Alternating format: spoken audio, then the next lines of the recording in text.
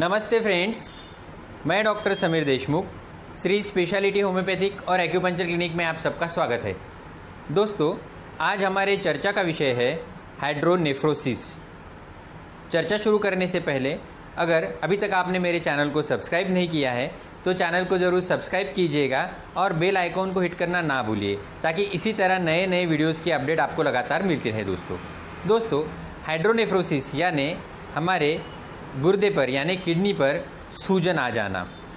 Hydronephrosis यह बीमारी right या लेफ़्ट दोनों किडनी में या दोनों किडनी में एक साथ या एक किडनी में भी हो सकती है। दोस्तों, हमारे किडनी पे सूजन आने का मुख्य फिजियोपैथोलॉजी यह है कि हमारे किडनी का जो काम है वो है हमारे पेशाब में से निकलने वाले गंदगी को फिल्टर करके गंदगी नीचे पेशाब के द्वारा निकालना। तो जब यह पेशाब किडनी से यूरेटर से ब्लैडर में और ब्लैडर से यूरेथ्रा में बाहर निकलती है, तो इस मार्ग में कहीं पे रुकावट आ जाती है और हमारी पेशाब बैक फ्लो होती है और उसके वजह से पेशाब किडनी में रुकती है कुछ मात्रा में और किडनी पे सूजन आती है। दोस्तों, हाइड्रोनेफ्रोसिस का जो मुख्य कारण है उसमें सबसे पहला जो कारण है वह है किडनी की पथरी यानी किडनी स्टोन अगर हमारे यूरिनरी पाथवे को अगर ब्लॉक करता है तो उसकी वजह से हाइड्रोनेफ्रोसिस हो सकता है। दोस्तों, साथ ही साथ हमारे यूरिनरी पाथवे में अगर कहीं पे कोई ट्यूमर हो तो भी हाइड्रोनेफ्रोसिस हो सकता है, या फिर बिनाइन हाइपोट्रोफी ऑफ प्रोस्टेट यानी प्रोस्टेट पर सूजन आने की वजह से भी अगर हमारा यूरिनरी फ्लो ब्लॉक होता है तो भी हाइड्रोनेफ्रोसिस हो सकता है। साथ ही साथ वसाय को यूरिथ्रल रिफ्लेक्स के वजह से भी हाइड्रोनेफ्रोसिस हो सकता है। इसमें क्या होता है कि हमारे यूरिन नीचे जाने की बजाय ऊपर फेंके जाता है, इसके वजह से भी हाइड्रोनेफ्रोसिस हो सकता है। दोस्तों, इसका जो मुख्य लक्षण है हाइड्रोनेफ्रोसिस का, उसमें पेशेंट को किडनी के रीजन में पेन होता है और ये पेन पीछे से लेके आगे आकर नीचे थाइज रीजन में शिफ्ट होते हुआ देखा जाता है। दोस्तों, साथ ही साथ पेशेंट को ब्लैडर में फुलनेस, पेशाब में अंगार होना, पेशाब रुक कर होना,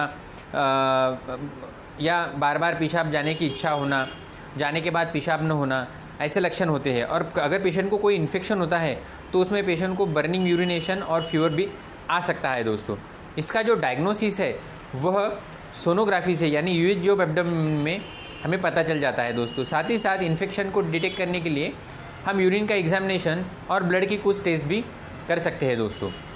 दोस्तों, इसमें बहुत ही अच्छी और कारगर होम्योपैथिक दवाइयाँ दी गई है। दोस्तों, यहाँ पर हम हमारे जानकारी के लिए कुछ थेरापेटिक होम्योपैथी की ही चर्चा करेंगे।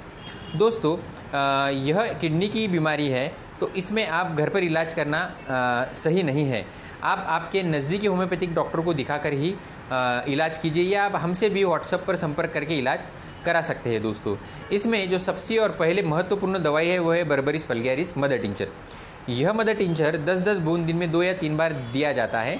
बर्बेरिस वल्गैरिस यह दवाई किडनी को ड्रेन करने में सहायता करती है और हमारी सूजन को कम करने में मदद करती है।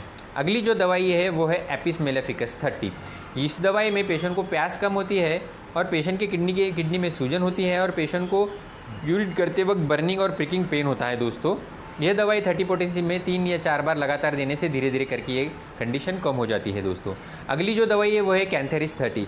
इसमें पेशेंट को किडनी पर सूजन के साथ साथ यूरिन में इन्फेक्शन भी होता है, उसके वजह से सीवियर बर्निंग पेन पेशेंट को होता है, पेशेंट की यूरेथ्रा में कटिंग पेन होता है और पेशेंट को कभी कभी खून भी निकल सकता है। दोस्तों, तो यह दवाई भी 30 पोटेंसी में लगातार देने से धीरे धीरे करके ये कंडीशन ठीक हो जाती है। दोस्तों, अगली जो दवाई है वो है सॉलिडेगो 30। यह दवाई में पेशेंट को यूरिन में स्मेल होता है, साथ ही साथ पेशेंट को किडनी पे सूजन होती है और पेशेंट का यूरिन का फ्लो जो होता है वो स्लो हो जाता है। दोस्तों, तो ये दवाई भी लगातार 4-4 ग्लोबिस दिन में 2 या 3 बार देने से धीरे धीरे करके यह कंडीशन कम हो जाती है। दोस्तों, अगली दवाई है टेरिबिंथा 30।